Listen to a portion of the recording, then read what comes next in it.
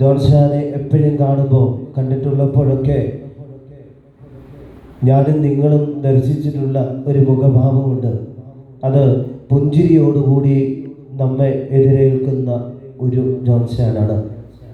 വേദനകളുള്ളപ്പോഴും സങ്കടങ്ങളുള്ളപ്പോഴും ജീവിതത്തിലെ പ്രതിസന്ധികളുള്ളപ്പോഴുമൊക്കെ കാണുന്നവരെയൊക്കെ പുഞ്ചിരിയോടുകൂടി മാത്രം എതിരേറ്റ ഒരു മനുഷ്യനാണ് ഇന്ന് നിശ്ചലമായി നമ്മുടെ മുമ്പിൽ ആയിരിക്കുക. അത് മനസ്സിൻ്റെ സന്തോഷമാണ് എന്നാണ് ഞാൻ മനസ്സിലാക്കുക. രോഗങ്ങളുണ്ട്, ബുദ്ധിമുട്ടുകളുണ്ട്, പ്രയാസങ്ങളുണ്ട്. അതിനൊക്കെ നടുവ് നിൽക്കുമ്പോഴും മനസ്സിൻ്റെ ആനന്ദം അത് മറ്റുള്ളവരെ കാണുമ്പോൾ അത് പുഞ്ചിരിയായി പുറത്തു കൊണ്ടുവരുവാനൊക്കെ ഈ പ്രിയപ്പെട്ട ജോൺസാന് സാധിച്ചിട്ടുണ്ട്. എപ്പോഴൊക്കെ കണ്ടിട്ടുണ്ടോ? അത് ചെറിയ പ്രായം തുടങ്ങി ഈ അടുത്ത കാലത്ത് കാണുന്ന സമയം വരെ എപ്പോഴും കാണുമ്പോൾ ലിജുമോനെ എന്ന് വിളിക്കുവാനൊക്കെ, അതിനേക്കാൾ ഉപരി ഒരു പുഞ്ചിരിയോടുകൂടി ആയിരിക്കുവാനൊക്കെ കാണുന്ന പ്രിയപ്പെട്ട ജോൺസാനെ ഈ സമയം ഓർത്തെടുക്കുകയാണ്.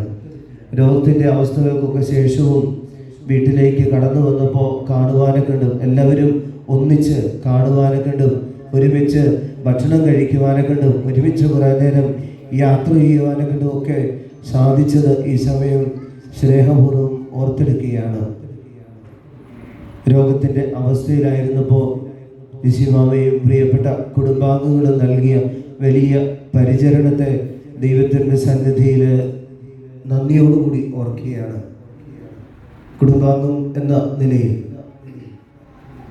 കാരണം അത്രമാത്രം വേദന സഹിച്ചപ്പോഴും ആശുപത്രിയിലായിരിക്കുമ്പോഴും ഓപ്പറേഷന് വിധേയമാകുമ്പോഴും ഒക്കെ ഈ പ്രിയപ്പെട്ട മക്കൾ ഓരോരുത്തരും, മരുമക്കൾ ഓരോരുത്തരും, കൊച്ചുമക്കൾ ഓരോരുത്തരും, പ്രത്യേകിച്ച് പ്രിയപ്പെട്ട ലിസിമാമ കൂടെ ആയിരുന്നുകൊണ്ട് എല്ലാ പരിചരണവും നൽകിക്കൊണ്ട് ഈ പ്രിയപ്പെട്ട പിതാവിനെ ഇന്ന് യാത്രയാക്കുമ്പോൾ ഭൗതികമായി ഈ ശരീരം നമ്മുടെ കൂടെ ഇനി ഇല്ല എങ്കിലും ദൈവപിതാവിൻ്റെ സന്നിധിയിൽ നമുക്ക് വേണ്ടി പ്രാർത്ഥിക്കുവാൻ ഒരാളൂടെ ഉണ്ട് എന്നുള്ള വിശ്വാസത്തിൽ നമുക്ക് ഈ പ്രിയപ്പെട്ട പിതാവിനെ യാത്രയാക്കാം.